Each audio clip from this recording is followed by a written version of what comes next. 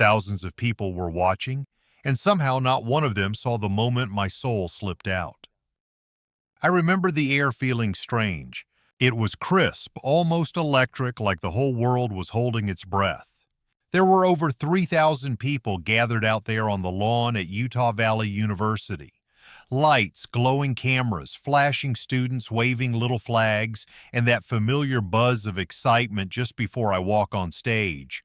I'd done this 100 times, maybe 1,000. But that night felt different.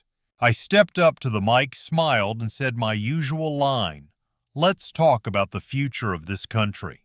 They cheered, and for a moment it felt like everything was exactly as it should be. I answered a few questions, laughed with the crowd, sipped from my water bottle. Then it happened.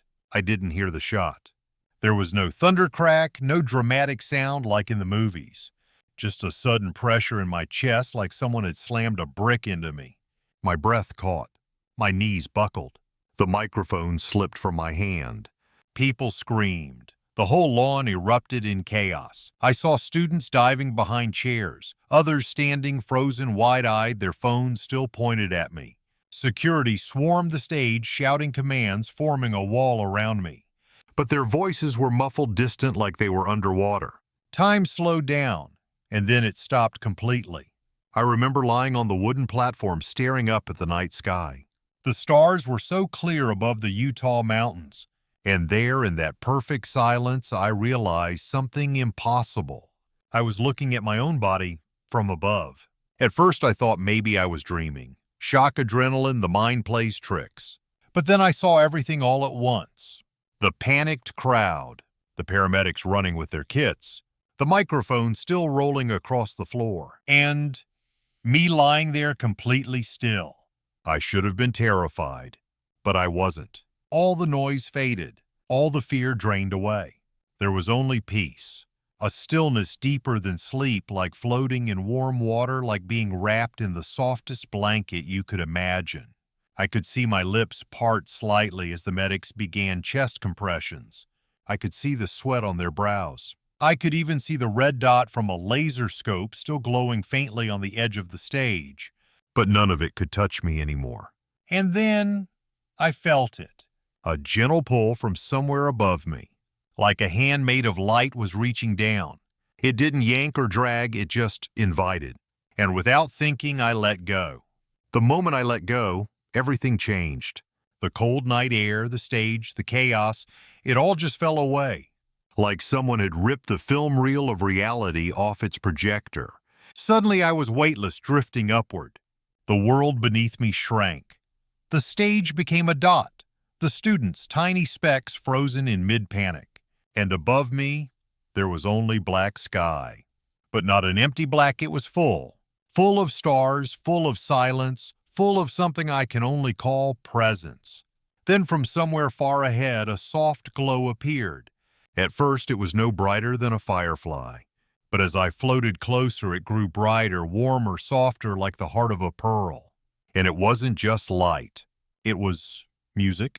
Not music you hear, but music you feel like a low hum resonating through every part of you.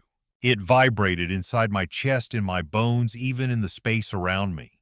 Every bit of fear, stress, ambition, everything I had carried for years just dissolved. I remember thinking, I don't want to go back. Not ever. And then I was inside it.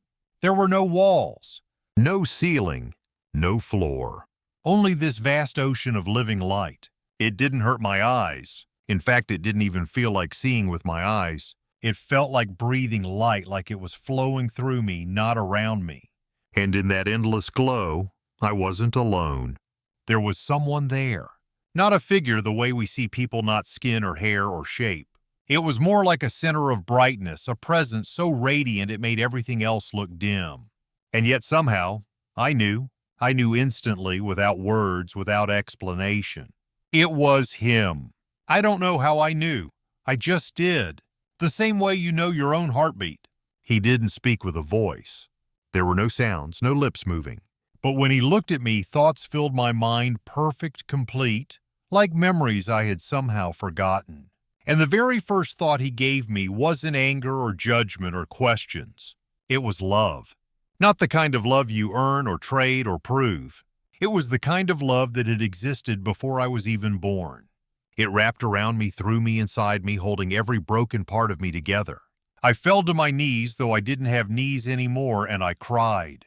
But not from sadness. From relief. Like I had finally stopped running. All the weight I had carried, the battles, the noise, the pride, slipped off me like chains falling to the floor. And in that moment, for the first time in my life, I was truly completely known. He didn't speak. He just showed me. One moment I was wrapped in the light, and the next we were standing back in that parking lawn outside the university. But everything was still. Time wasn't moving. The crowd was frozen mid-scream. Security guards were mid-step, their mouths open, their hands reaching for their radios. And there I was, lying on the stage, pale and still with a streak of blood across my shirt. But we weren't looking at me. We were looking at him, the one who pulled the trigger. At first, I braced myself to feel rage, to feel all the things people told me I should feel. But that's not what came, because I didn't see a killer. I saw a boy. The light let me see his whole life, not in words or images exactly, but in flashes that carried feelings with them. I saw him at 6 years old, curled under his bed while voices screamed down the hallway. I felt the cold knot of fear in his chest, the way he held his breath until the shouting stopped. I saw him at 12, sitting alone in the cafeteria while other kids laughed at him from the next table. Each laugh planted a tiny black seed inside him, a seed that whispered, "You don't belong." I saw the teenage years, the lies, the little thefts, the bitterness growing like vines around his heart. And with every wrong choice, the whispers grew louder. They don't care about you. You're worthless. Make them hurt like you hurt. They clung to him like shadows, wrapping tighter, whispering faster, until their voices were the only ones he could hear. By the time he stood on that rooftop with the rifle, he wasn't really there anymore.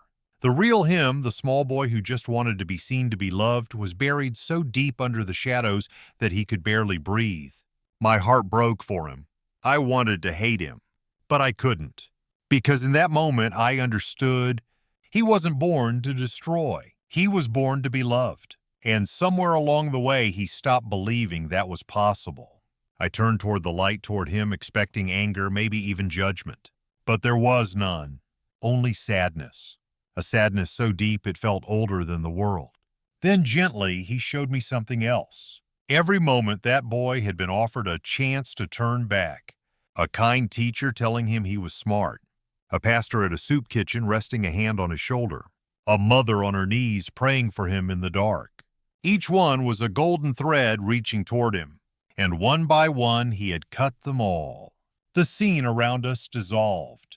The frozen stage, the rifle, the chaos, all of it faded like smoke. And suddenly, we were standing above the world. I could see cities below glittering in the night. Highways glowing like veins, screens glowing in living rooms, tiny sparks of light scattered across the continent. At first, it was beautiful. But then, I saw what he wanted me to see.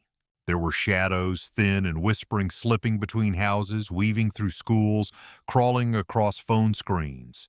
They weren't loud. They didn't scream or roar. They whispered. And as they whispered, people's hearts began to change.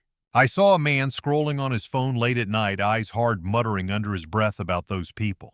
I saw a woman glaring at a neighbor's yard sign like it was a personal insult. I saw teenagers online, their thumbs moving fast, typing words meant to cut, not connect. Everywhere people were angry. Not the kind of anger that burns fast and fades. The slow kind. The kind that sinks into your bones and settles there like ice. And the whispers fed it. You're right, they're evil. They deserve to be ruined. Don't forgive. Don't listen. Don't love. The air itself seemed heavy with it, this invisible fog of resentment, pride, and fear. People thought they were standing up for justice, but they were really just building walls. I saw families split apart over politics. Friends who hadn't spoken in years because of one vote, one argument, one headline. I saw entire communities glaring across invisible battle lines, and not one of them noticed the shadows whispering behind their shoulders. and as I watched something hit me like a punch to the chest. It was the same poison that killed me. The same seed of bitterness that had grown inside the boy on that rooftop was now taking root in millions of hearts. I turned to the light to him and he finally spoke. Not with a sound, but straight into my soul. They think their anger is righteous, but it is a chain. His words weren't harsh. They carried sorrow.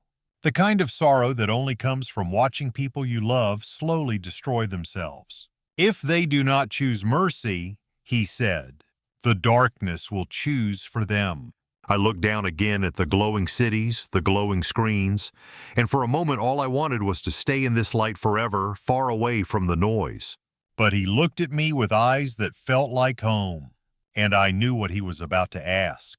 He didn't rush.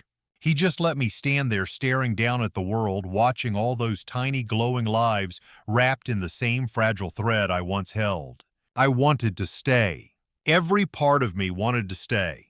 Here there was no weight, no noise, no debates, no headlines, no fear of being misunderstood. Only peace, only love. But he looked at me, and I felt it before he even spoke. Your story isn't finished. The words hit me like a wave, warm, steady, undeniable. I shook my head. No, please don't send me back. I could feel the world below like a gravity pulling at my soul, heavy, loud, fractured. I thought about the shouting matches, the endless arguing, the loneliness hiding behind all the noise. I didn't want to return to that. I whispered, I can't go back there. Not after this.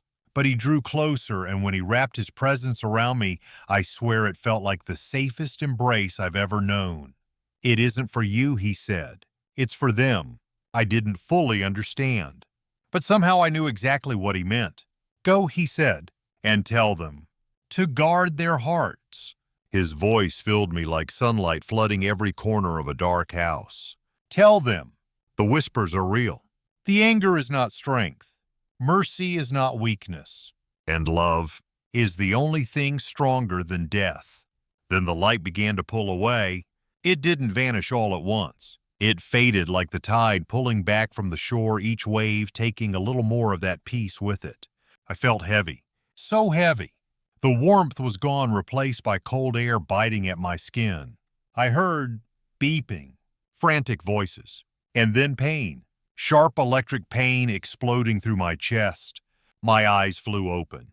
Blinding hospital lights burned into them. There was a tube in my throat and I was choking on it. Hands held me down, people shouting, "He's breathing, he's back." Tears flooded my face. They were hot and real. I had just left heaven. And I was back.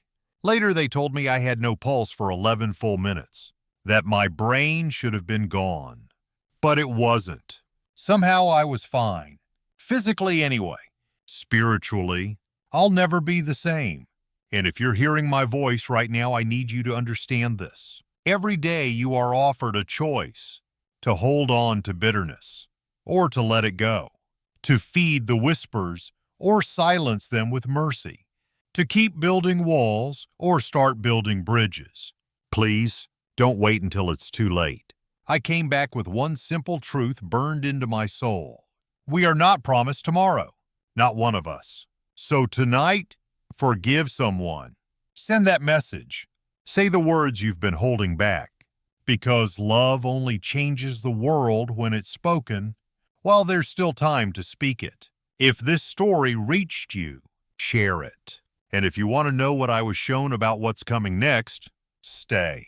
Because in my next story, I'll tell you